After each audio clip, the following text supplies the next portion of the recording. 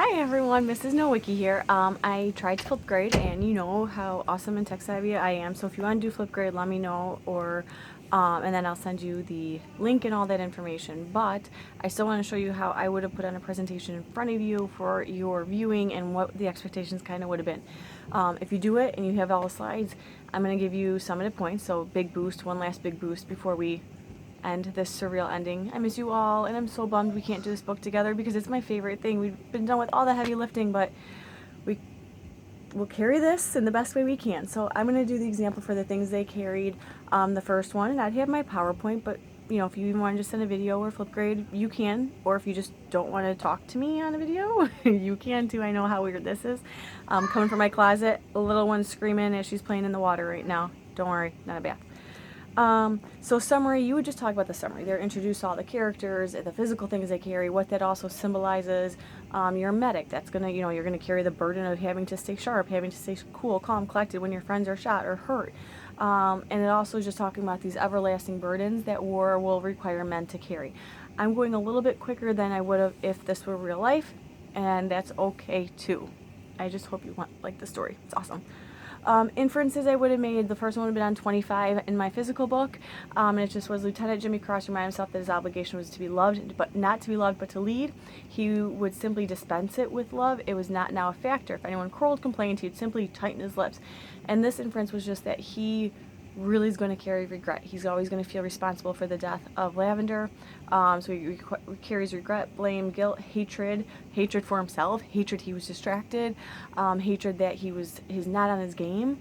And so now the element of friendship is taken away from him, and he just has to be a leader and the man. And then the other one was 17, about how mostly he felt pleased to be alive. He liked the smell. He enjoyed not being dead.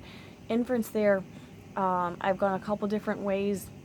My book is quarantined at Lincoln Central right now, so, but rereading the PDF version I've sent, that idea again, that the smell, no matter how horrible a smell is, be grateful that you're alive, and you're going to see some people kind of have their survivor's guilt, and others deal with it in a way of being appreciative that you're still around. So there are just some inferences. You read 2 quotes that speak to you, or volumes you might carry, and what's the significance, the importance. Themes, shame and guilt. This one was paged from 16. He felt shame, hated himself. He had loved Martha more than his men. As a consequence, Lavender was dead, something he had to carry like a stone in his stomach for the rest of the war. So again, that shame that he was thinking about this girl who doesn't even love him, who is a friend zone. And instead he was distracted by that what if, or ooh, maybe this could happen. It's not going to happen. And again, that shame is going to turn into guilt. And then the other one was mortality and death. He enjoyed not being dead, I just talked about.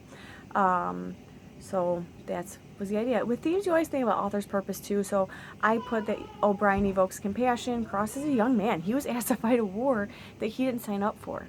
And so you think about that. And he still has to carry the consequences of it. Stylistic choices, I did imagery, the Tad Lavender being shot, there's nothing to bear, they laugh, the cold slap of the wind, the altitude soaring over, the buoyancy, light, helium, buzzing, giddy, bubbly in the lungs. Of course, you can talk about the metaphors, the symbols with all the things they carry. You have imagination was killer, personification. So, you can think about anything. We've done figurative language since freshman year, so hopefully that's an easy one. Tone, I would have talked about a little bit of a sombering tone a lot of times for author's purpose and choice. Diction, you can go all over for that too. Author's choices for the stylistic elements, I chose order of events. Martha's letter, then it leads to physical items, and it goes back to Martha, then it goes, how many times do you read about Ted Lavender being shot?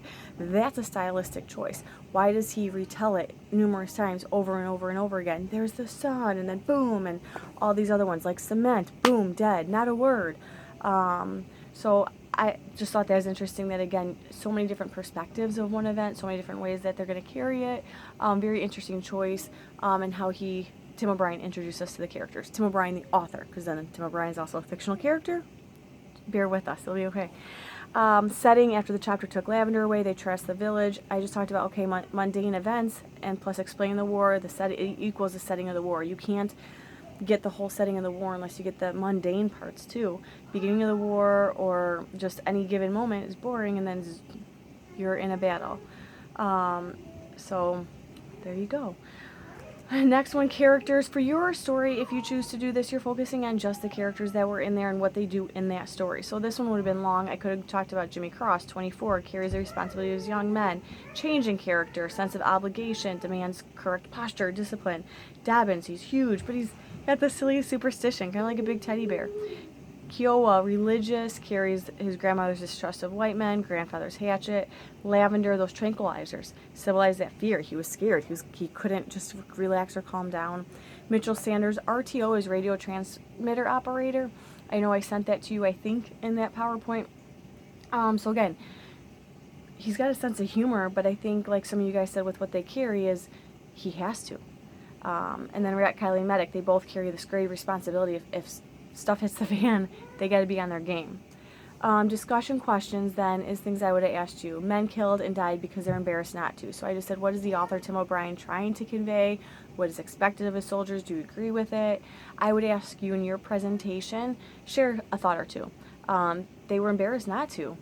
You were there to do a job, to kill, or be killed. And so they felt like, okay, what's wrong with you? Why can't you just kill somebody? And it's a lot to ask, especially in this war when some people were drafted. Then I said after the chopper took Lavender away, Cross led his men to the village. They burned everything, shot chickens, dogs, trashed the village. And my question there was, why the soldiers act out this way?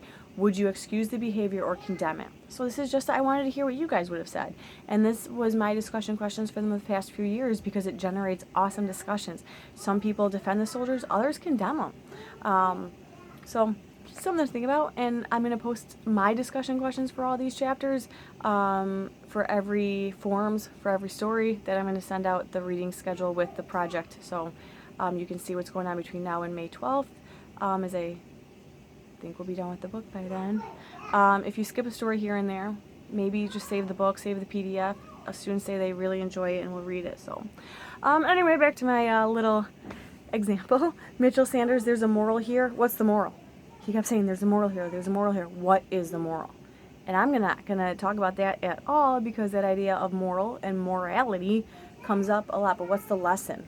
By losing a man, by burning a village, by learning what they carry, the pounds and pounds and pounds, I think is just unbelievable as they're described. So what is the moral for the soldiers and the things they carry?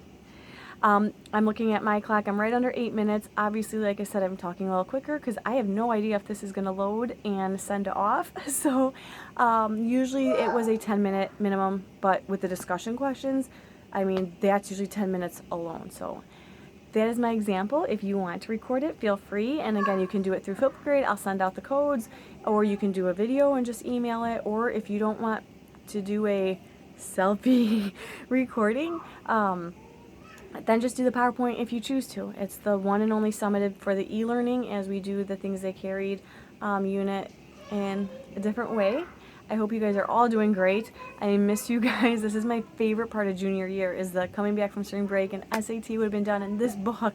Students get into, and we can just we know each other, and I'm going to miss that, but I can't wait to see you juniors in August again, and please come by C110, say hi, and continue to reach out between the rest of April and May if you need anything at all. Otherwise, keep your heads up, and I hope you guys are doing well physically, mentally, emotionally. That's what really matters. So if you don't get to this, there's no guilt. I'm not going to think differently of you. It's a surreal world. It's just an option if you want to kind of get one last big boost. All right? Bye, guys. I hope you're doing great again.